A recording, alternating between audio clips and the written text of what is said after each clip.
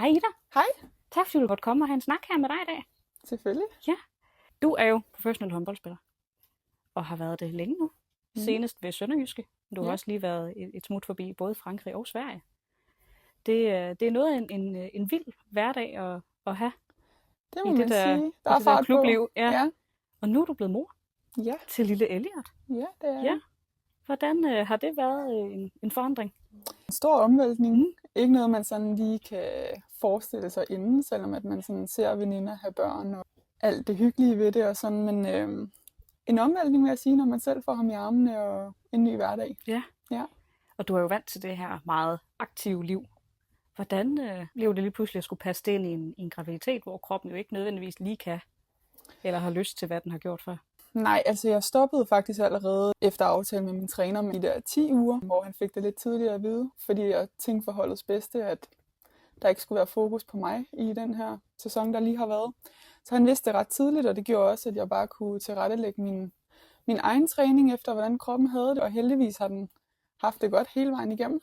Jeg har faktisk ikke sådan rigtig været plaget af det vilde, så jeg har kunne løbe og styrketræne og kaste lidt med bold, når jeg har været inde ved pigerne og løbe lidt single kontra. Så det har faktisk været en god graviditet, hvad angår træning og kroppen. Ja, det var da dejligt. Havde holdet et setup omkring graviditet, eller var det lidt noget, I fællesskab fandt ud af? Jeg var faktisk så heldig i den forstand, at en anden forholdet også var gravid. Så det gav helt sig selv, at hende og jeg, vi gik i styrkelokaler sammen.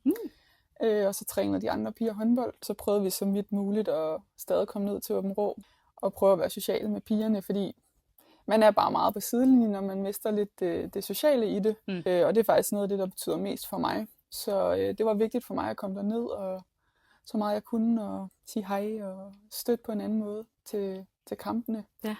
Det må da også være sindssygt rart at have den makker i det, både som førstegangsmor, men også når man er vant til at leve i sådan en holdkonstellation. Ja, det var dejligt, at man havde en, der, man kender indenfra, man blev gravid, at man kunne godt have en dårlig dag i styrkelokalet, eller på løbebanen, eller generelt bare til træning. Så det her med, at man ligesom havde en, der lige kunne skubbe en videre, eller sige, ej, vi tager lige en øvelse mere, hvis man var lidt lav på energi. Så der tror jeg, vi var rigtig gode for hinanden. Ej, det var godt dejligt. Ja, meget. Og så var hun lige et par måneder foran mig, så jeg kunne lige sådan trapvis følge med, hvordan bliver det med kroppen. Hvad kan man lige forvente den vejen? Så det var rigtig skønt at have hende.